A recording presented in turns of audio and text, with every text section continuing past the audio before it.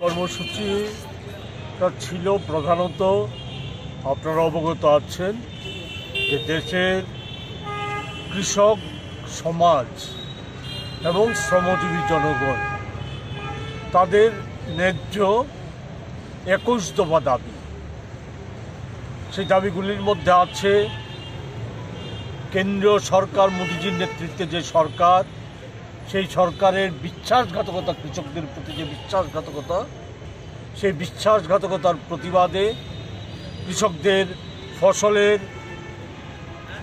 ন্যায্য মূল্য, যে মিনিমাম যে ন্যূনতম মজুরি যেটা যে মূল্য, সেই মূল্য নির্ধারণ করা, তাদের উপর যে বিভিন্ন অবিচার, সেই অবিচার সম্বলিত যে দাবি, সেই দাবিগুলি আছে। শ্রমিকদের মজুরি কমে যাচ্ছে, মজুরি নাই।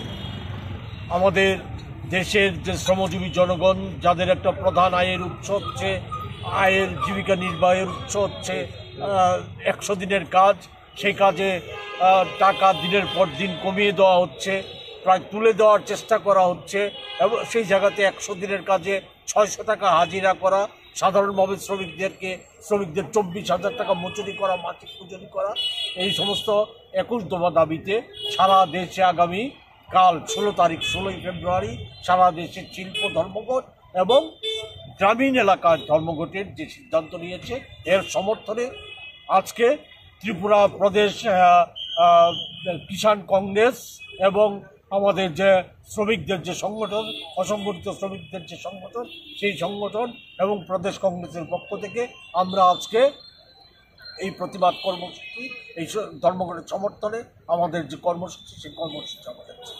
এর পাশাপাশি আজকে যুক্ত হয়ে গেছে, আপনারা জানেন, ইতিমধ্যে জেনে গেছে যে সুপ্রিম কোর্ট একটা ঐতিহাসিক রায় দিয়েছে। সেই ঐতিহাসিক রায়টা হচ্ছে নির্বাচনে যথেচ্ছভাবে শাসক দল কালো টাকার ব্যবহার করে আসছে, গত কয়েক দশক যাবত কালো টাকার ব্যবহার করে আসছে। সেই জায়গাতে বিজেপি সরকার একটা কালো টাকা সাদা করার একটা সুযোগ করে দিয়েছে।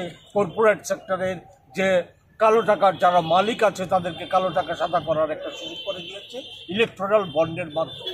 সেই ইলেকট্রাল বন্ডকে সুপ্রিম কোর্ট আজকে তাদের ঐতিহাসিক রায়ে বলে দিয়েছে এটা অসাংবিধানিক, এটা চলতে দেওয়া যায় না, এটা পরিষ্কারভাবে বলেছে। বলে সুপ্রিম কোর্ট SBI যারা বন্ড বেচা কেনাটা করতো, সেই বন্ডের যে কর্তৃপক্ষ SBI, state bank of India, তাদেরকে নির্দেশ করেছে মার্চ মাসের একটা নির্দিষ্ট তারিখের মধ্যে সেই সমস্ত কারা কত টাকা ইলেকট্রনিক বন্ডে কোন পার্টিকে কারা দিয়েছে, জমা করেছে, তাদের সমস্ত তালিকা সুপ্রিম কোর্টের হাতে তুলে দেওয়ার জন্য নির্দেশ দিয়েছে। এ থেকে মোদিজি যে গোটা দেশে যে অরাজকতা, অব্যবস্থা চালু করেছে, এটাই আরেকটা নিদর্শন এই সুপ্রিম কোর্টের রায়ে এটা বুঝিয়ে দিয়েছে। এসবের মধ্য দিয়ে আজকে একটা জিনিস পরিষ্কার, সেই পরিষ্কার হচ্ছে কেন্দ্রীয় সরকার সম্পূর্ণ জনবিরোধী। এই সরকারের বিরুদ্ধে দেশের মানুষ ক্রমশ ঐক্যবদ্ধ হচ্ছে। দেশের মানুষ যাতে ঐক্যবদ্ধ হতে না পারে, তার জন্য নানা ষড়যন্ত্র, নানা চক্রান্ত করে চলছে মোদিজির সরকার।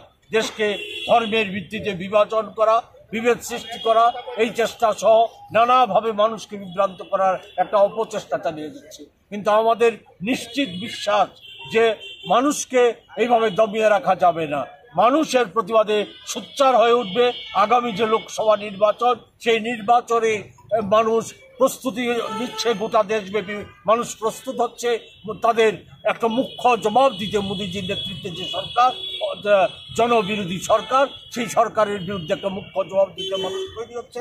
আমাদের বিশ্বাস আগামী লোকসভা নির্বাচনে গোটা রাজ্যের নয়, ত্রিপুরা রাজ্যে সুশাসনের নামে যে একটা অরাজকতা, ভয়ঙ্কর অবস্থা গোটা রাজ্যব্যাপী যে সৃষ্টি করা হয়েছে, এর প্রতিবাদে গোটা ত্রিপুরা রাজ্য মানুষ একটা সুচিন্তিত মতামতের মধ্য দিয়ে এই যে বিজেপি নামক যে ভ্রষ্টাচারের যে দল, ছোটা যে পার্টি, সেই পার্টির বিরুদ্ধে সমুচিত জবাব দেবে নির্বাচনী রায়ে, নির্বাচনী কার্যকলাপের মধ্য দিয়ে তার যোগ্য জবাব দেবে। এটা আমাদের স্থির বিশ্বাস। সেই জায়গায় দাঁড়িয়ে এই দুটো বিষয় নিয়েই আজকে আমাদের বিক্ষোভ কর্মসূচি। এই কর্মসূচির মধ্য দিয়ে আমরা ত্রিপুরাবাসীর দৃষ্টি আকর্ষণ করতে চাই, ত্রিপুরাবাসীর সমর্থন চাই, যে সমর্থনকে পাথেয় করে আমরা আগামী দিনে আমাদের চলার পথে আমরা এগিয়ে যেতে পারবো। এই বিশ্বাস রেখেই আমরা আজকের কর্মসূচি প্রতিপালন